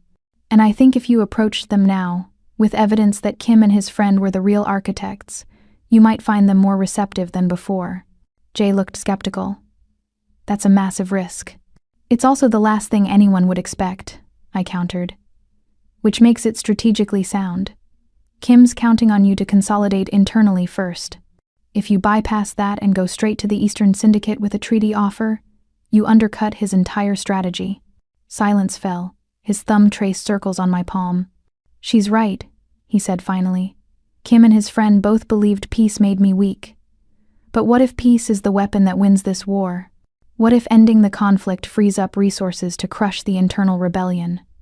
We'd be fighting on one front instead of two. Or we'd be dead," Jay said bluntly. "That's possible." He met his lieutenant's eyes. "But I'd rather die trying to build something better than survive by becoming exactly what Kim accused me of being. Besides," his hand squeezed mine, "I have an expert navigator now. Someone who knows how to move through the city unseen." Understanding shifted Jay's expression. "You want her to make contact. I want her to do what she does best. Deliver a package. Only this time, the package is me and a treaty offer." I felt the weight of their attention. This was it. The moment where my new role became real. "I can do that," I said, my voice steady. "But I'll need detailed intelligence. Who makes decisions, who's reasonable, who might listen. And I'll need insurance. Proof this isn't a trap. The camera footage from the dockyard," he said immediately. "It shows Kim coordinating the attack, shows his friend's involvement. That's proof the conspiracy was internal. It exonerates the Eastern Syndicate. And it makes you look reasonable." I nodded slowly. "I deliver the footage first as a gesture of good faith. Then, if they respond positively, we set up a meeting. They'll try to kill you, Jay said flatly. Not if I go alone. Not if I present myself exactly as I am. A courier who happened to record something important. I pulled up a map on my phone. I know their territory. Delivered there dozens of times. I blend in there. That's my advantage. He was watching me with an intensity that made my skin prickle. You understand this could get you killed. I understood that the moment I pulled you from that river. I met his eyes. But I need to know you'll let me do this my way. No hidden security teams. No backup plans. I walk in alone, deliver the message alone, walk out alone. That's the only way they'll believe it's genuine. That's asking me to watch you walk into danger without any way to protect you. That's asking you to trust me the way I've trusted you. The silence was heavy. Finally, he nodded once, sharp and decisive. All right, we do it your way.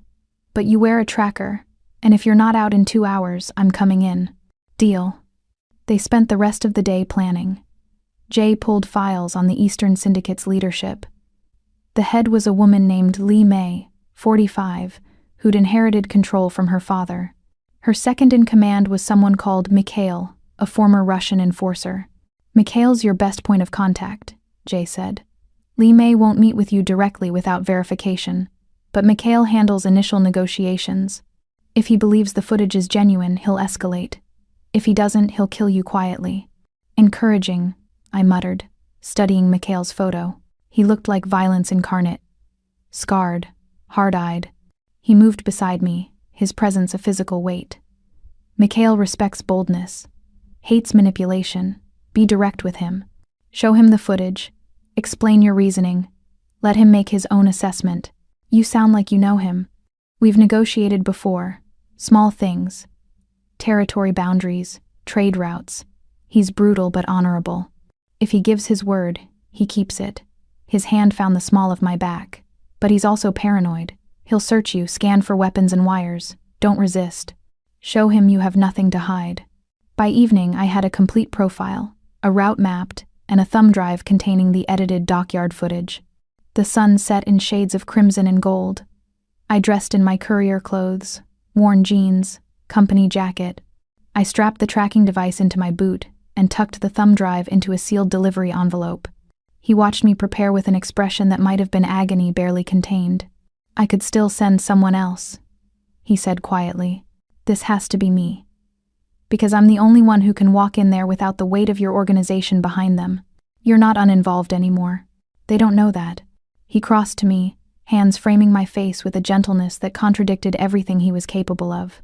If something happens to you, if Mikhail decides you're a threat instead of a messenger, I will tear the Eastern Syndicate apart brick by brick. I will become exactly the monster I've been trying not to be. Do you understand? I understand. I covered his hands with mine. But I also understand that this is the only way to end this war without becoming that monster. So trust me.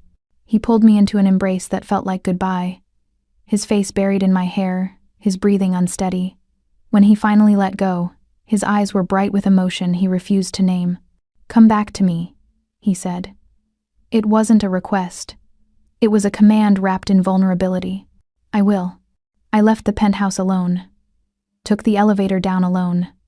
Climbed onto the courier bike and rode into the city alone.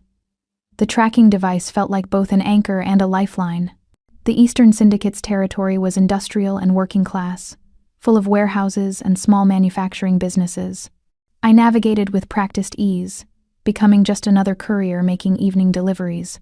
The address Jay had given me was a shipping warehouse near the waterfront. I parked my bike 2 blocks away and approached on foot, the delivery envelope clutched in my hand. The warehouse's front entrance was locked, but a side door stood slightly ajar, an invitation or a trap. I took a breath, reminded myself that fear was just information, and walked through. The interior was cavernous and dim, lit by scattered work lights. My boots echoed on concrete. I could feel eyes watching from the darkness. I have a delivery, I called out, my voice steady. For Mikhail, from someone interested in ending a war. Movement in the shadows. Then a figure emerged, and I recognized Mikhail from the photos. He was bigger in person, his scarred face expressionless. Who sent you? His accent was thick, Russian vowels twisting English words. Someone who wants you to see evidence before more blood gets spilled. I held up the envelope. I'm just a courier. I don't take sides in wars that aren't mine. But the person who sent this thinks you deserve to know the truth about what happened on that bridge 2 weeks ago. Mikhail gestured, and 2 men materialized. They searched me with professional thoroughness, checking my clothes, my boots, scanning for electronics beyond the tracking device they found and removed. They took my phone, my keys, left me standing with nothing but the envelope. Mikhail approached, took the envelope, examined the seal. Why should I trust this? Because the person who sent it has nothing to gain from lying to you. Because the real enemy isn't each other.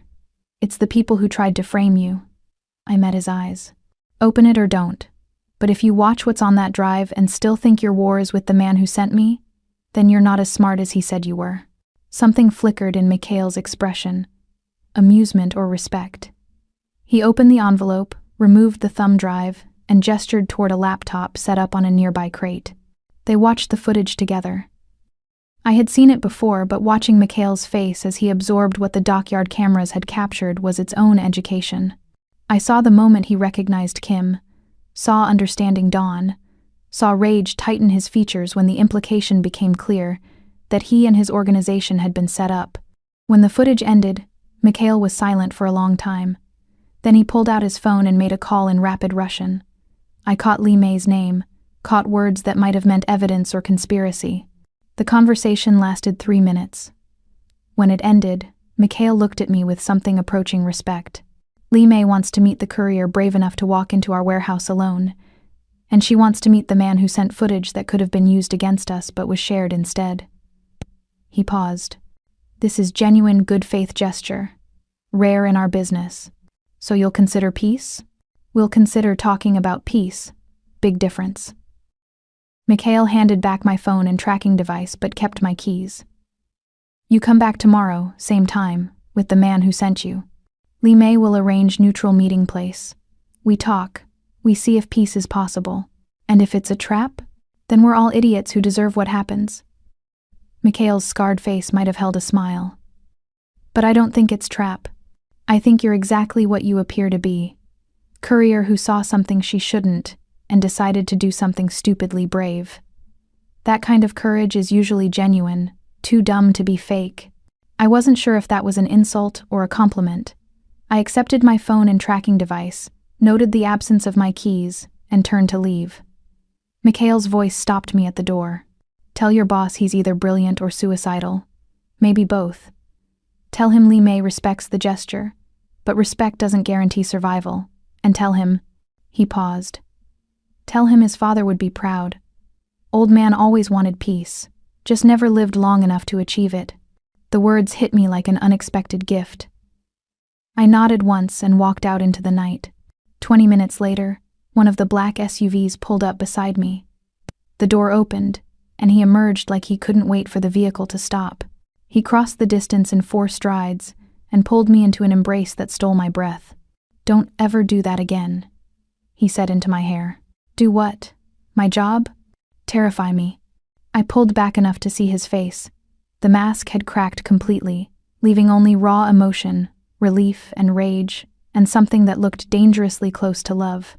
They want to meet, I said, tomorrow night. Li Mei herself. They believe the footage is genuine and Mikhail said your father would be proud. He went very still. He said that? Word for word. For a moment, I thought he might break. But then his training reasserted itself, the mask sliding back with visible effort. Then we meet, and we end this war the way it should have ended from the beginning, with words instead of bullets.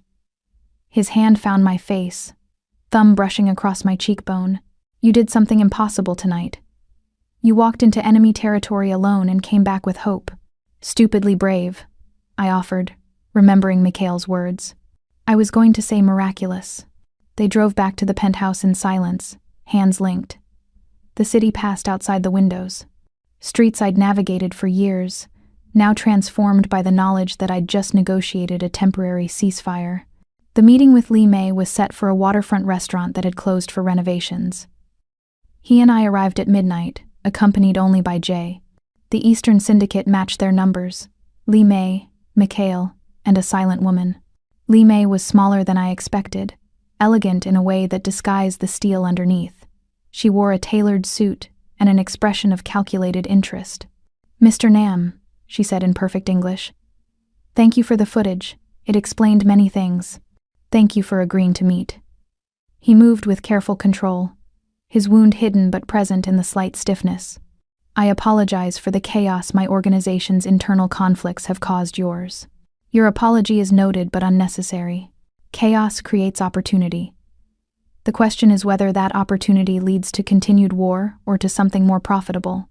They sat at a table in the center of the empty restaurant, visible from all angles. I sat beside him, acutely aware that I was the only person at this table without decades of criminal experience. "I propose a territorial treaty," he began, pulling out maps. "Clear boundaries, shared interests in certain areas, non-aggression pacts. The war has cost both sides resources and lives without strategic advantage. Peace doesn't mean surrender. It means redirecting those resources." Li Mei studied the maps. "This is similar to the treaty your lieutenants tried to prevent, the one that led to your assassination attempt." "It is, because the strategy was sound then and remains sound now. The difference is that now I know who in my organization opposed it and why." "Kim is still alive," Li Mei said bluntly. "Still gathering loyalists. How do you propose to consolidate power when half your people think mercy is weakness?" "By proving them wrong," he leaned forward. "By demonstrating that strategic peace with you frees resources to crush Kim's rebellion faster than continued war on two fronts. By showing that strength isn't about who can inflict the most violence. It's about who can achieve objectives with the least waste. And if your people don't accept that philosophy, then they're welcome to join Kim in exile or death. I'm done pretending unity matters more than direction. The organization either evolves or it dies." Silence fell. I could feel the weight of calculation happening. "I have one condition," Li Mei said finally. "If we agree to this treaty, I want insurance that you won't be assassinated again. Because if you die, whoever replaces you will likely tear up this agreement. So I need to know your succession plan is sound." His hand found mine under the table. "I'm restructuring my organization's leadership, creating a council system instead of a single autocrat. Key decisions will require consensus. If I die, the treaty survives." "Who sits on this council?" "Jay, because he understands tactical operations. 3 lieutenants who've proven loyalty. And," he paused, "my intelligence coordinator, someone who knows the city's infrastructure well enough to ensure our activities don't harm the communities we profit from." Li Mei's eyes found me. "The courier. The former courier," I corrected. "Currently, the person who knows how goods and information move through this city better than anyone in this room. That knowledge is valuable enough to earn a seat at the table." "You're not qualified," Li Mei said, but there was curiosity in her tone. "I'm differently qualified. Every person on his proposed council thinks like a criminal. I think like someone who lives in the same neighborhoods your operations affect.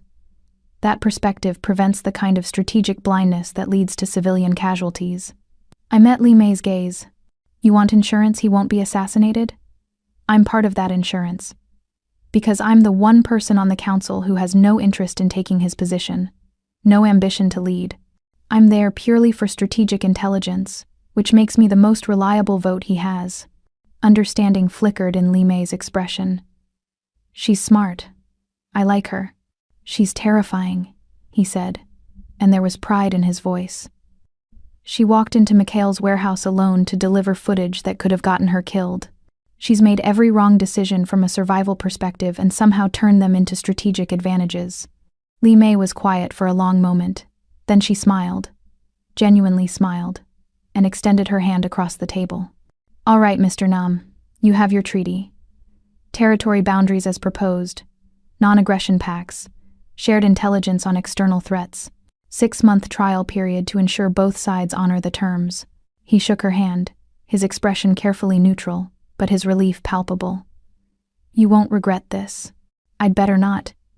Because if I do, I'll personally ensure you regret it more." They finalized details for another hour. By the time they left the restaurant, dawn was painting the sky. The city was waking up, oblivious to the fact that a war had just ended. Jay drove them back to the penthouse in silence that felt lighter, cautiously hopeful. When they arrived, he excused himself, leaving me and him alone in the expansive space. He moved to the windows, standing silhouette against the morning light. I joined him, close enough that their shoulders brushed. "It's not over," he said quietly. "Kim is still out there. So is the councilman. This treaty doesn't end the war, it just refocuses it." "I know. But now you're fighting on one front instead of two. That's your influence." He turned to face me, backlit by sunrise. "A month ago, I would have tried to crush the Eastern Syndicate while simultaneously hunting internal traitors. Would have bled my organization dry. But you walked into this with courier logic, with route optimization and resource management. Are you saying I've corrupted you with efficiency? I'm saying you've saved me from becoming the monster everyone expected." His hand came up to cut my face. "You saved my life in that river. You've saved it a dozen times since. And I don't know how to thank you except to promise I'll spend whatever time we have trying to deserve what you've given me." My breath caught. "I don't want your gratitude. I want your partnership, your trust, your willingness to keep choosing peace even when violence would be easier. You're asking me to be better than I am. I'm asking you to be who you wanted to be before Kim and his friend decided that wanting peace made you weak." His other hand found my waist, pulling me closer. "And what do you want for yourself?" The question should have been simple. A month ago, it would have been, "I want to matter," I said finally. "I spent years being invisible, and then I jumped into that river and suddenly I mattered. My choices mattered, and I don't want to go back to being invisible, even if being seen is dangerous." "You could never be invisible, not to me. I mean, I want to keep doing work that matters. Keep using my skills to make this city safer. Keep being part of something bigger. And I want," my voice dropped. "I want you, want this, want whatever we're building even though it's dangerous and complicated." His thumb traced my lower lip. "It doesn't have to end badly. We could make it work. Navigate the danger together. And love?" I supplied, my heart racing. I was going to say salvation, but love works too. The kiss was inevitable. His mouth was warm and certain. My hands fisted in his suit jacket, pulling him closer despite the wound beneath the fabric. He made a sound low in his throat and deepened the kiss until the world narrowed to just this. His mouth on mine, his hands mapping the curve of my spine, the morning light painting them in gold. When they finally broke apart, both breathing hard, he pressed his forehead against mine. "I should let you rest. You need sleep and safety." "What I need," I said, my voice rough, "is to stop pretending this is just partnership. What I need is honesty about what we're doing here." "What are we doing here?" "Falling. Fighting it. Falling anyway." I pulled back enough to see his full face, to trace the healing scar at his temple. "I don't know if this is real or if it's just trauma bonding. But I know I can't keep pretending I don't feel it."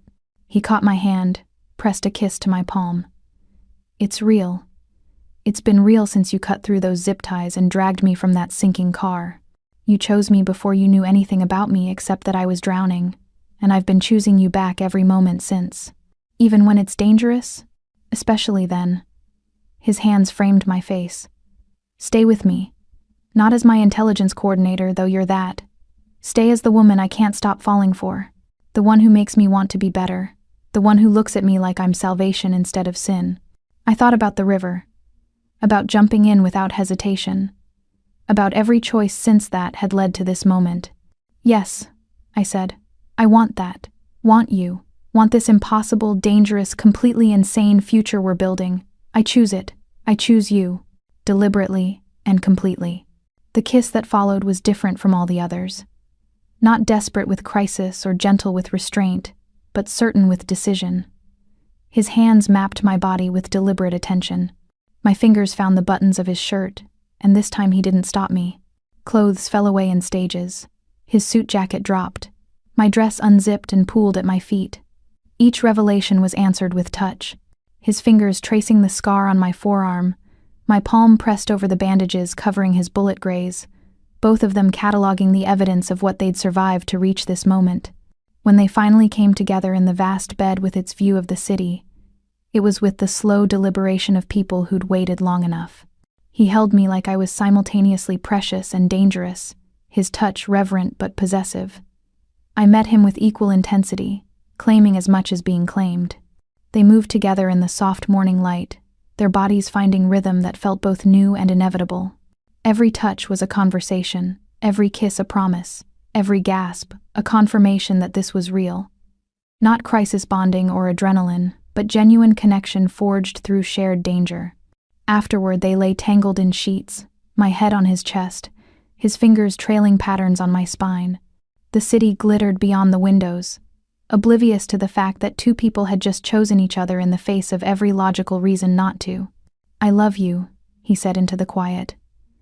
"I don't know if I'm supposed to say it this soon, but I love you. Have since you refused to run. Maybe before that. Maybe since you cut through zip ties with a tire iron. You saved my life and then you stayed, and I've been falling ever since."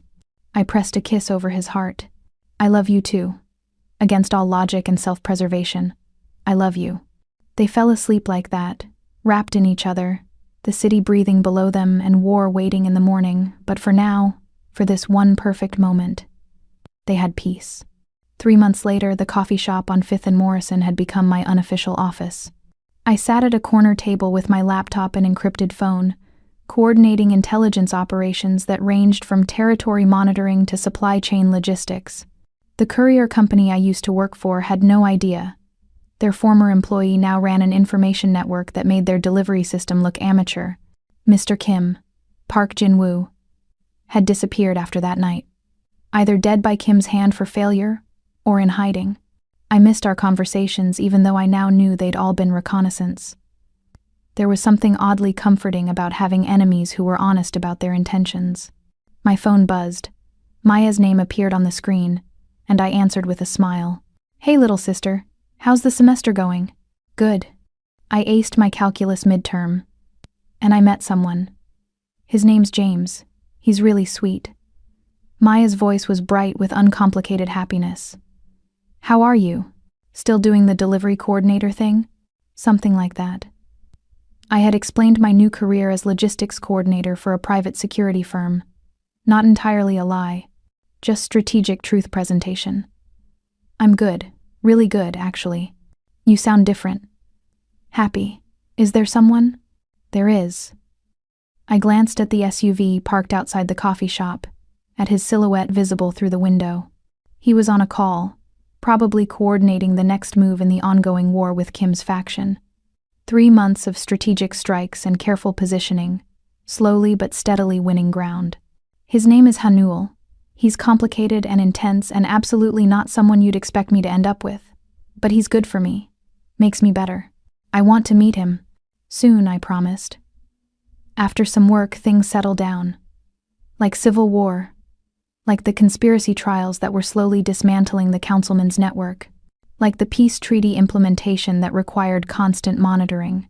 They talked for a few more minutes before Maya had to get to class. I ended the call and gathered my laptop, preparing to join him for their next appointment, a territory negotiation with a local business association that needed to understand how the new criminal landscape affected their operations. He met me at the SUV door, his hand finding mine automatically. 3 months together and the touch still felt electric, still carried the weight of everything they'd survived to reach this point. "Ready?" he asked. "Always." They drove through the city that had almost destroyed them both, past the bridge where this had all started, through neighborhoods that were slowly stabilizing as the treaty's benefits became apparent. The Eastern Syndicate had honored their agreement. Li Mei sent monthly reports on shared intelligence and cooperated on external threats. The peace was holding. Kim's rebellion was failing. Slowly, expensively, but inevitably. His ideology couldn't compete with results, and Hanul's strategic approach was generating profits that made violence look inefficient by comparison. Loyalists were defecting regularly, tired of fighting for a vision of the past when the future was already arriving. At a stoplight, he turned to me with an expression that held question and certainty in equal measure. "I've been thinking," he said, "about what comes after we win. After Kim's either dead or exiled and the organization is stable. About what kind of life we build when we're not constantly fighting for survival. And I want something normal. or as normal as we can manage. Actual dates that don't involve treaty negotiations. Dinners where we talk about something other than territory disputes. Maybe even. He paused, choosing words carefully. Maybe even thinking about futures that include things like permanence. Commitment beyond strategic partnership. My breath caught. Are you proposing? Not yet. But I'm proposing the idea of eventually proposing. Testing the waters. Seeing if you've thought about the same things. I have, I admitted. Thought about what it means to build a life with someone whose life includes organized crime and territorial control. Wondered if we could have normal things. Marriage. Maybe kids someday. A relationship that exists outside the war we're fighting. And I think... I stopped, turned to face him fully. I think we can. Because we've already built something impossible. Everything else is just details. The light turned green. His smile was bright and unexpected and completely genuine. Details. I like that.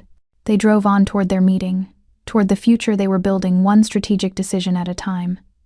Behind them, the city stretched into distance, the same streets I had navigated on my delivery bike, now transformed into territory I helped protect and manage.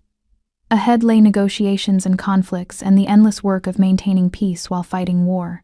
But between them, in the space of clasped hands and shared glances, lived something neither violence nor strategy could touch. Something that had started in river water and zip ties and grown into partnership that transcended every boundary they'd crossed to reach it. I looked at the man beside me. Crime boss, strategist, the person I'd pulled from drowning and somehow fallen into orbit around. He met my eyes, and in his gaze I saw a reflection of my own transformation. The courier who'd kept her head down was gone, replaced by someone who walked into warehouses alone and negotiated with enemies and chose danger over invisibility. No regrets? He asked quietly. Not one, I said and meant it. The SUV turned onto the main avenue, merging into traffic. Just another vehicle in the city's endless flow.